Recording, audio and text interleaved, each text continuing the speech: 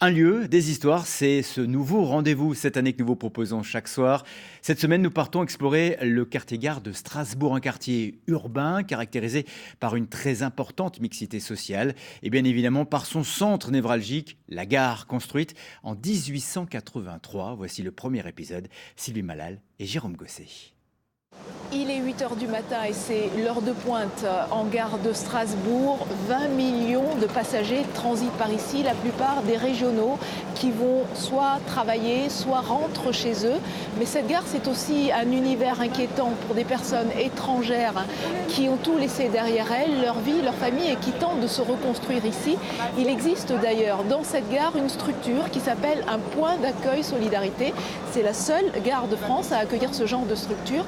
Et c'est là que travaille une femme cheminot, pas tout à fait comme les autres. Elle s'appelle Michèle Beum et nous allons la rencontrer. Bonjour.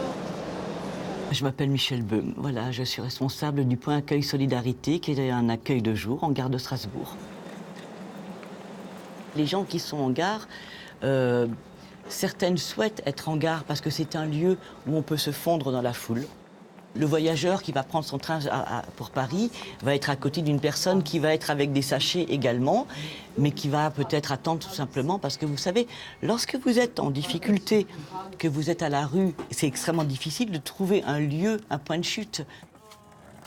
Vous avez été faire remplir les dossiers déjà? On est 3 dans l'équipe, 3 travailleurs sociaux. Les gens viennent avec leurs questions. Où est-ce que je peux manger aujourd'hui? J'ai besoin d'une couverture, j'ai besoin d'une carte douche. Les questions sont extrêmement diverses et à chaque fois, c'est à nous de nous adapter en fait à la langue, à la personnalité de la personne, voilà, à sa demande. Des fois, ça peut être des mois après où on rencontre une personne et cette personne nous dit vous vous souvenez, la demande que vous avez faite, finalement, j'ai été contactée, j'ai un appartement maintenant, voilà.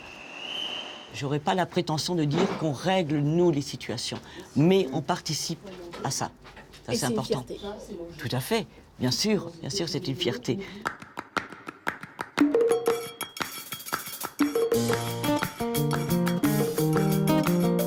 Alors la gare est bien évidemment le symbole de ce quartier qui est très très cosmopolite. On y trouve des épiceries indiennes, turques, africaines. Nous sommes d'ailleurs dans le tout premier magasin africain de l'Est de la France, l'espace Boniface.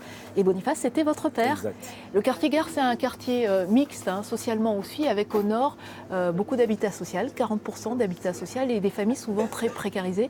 Alors qu'au sud arrivent de jeunes actifs qui commencent à s'installer et qui font d'ailleurs flamber les prix de l'immobilier. C'est ce que nous verrons demain.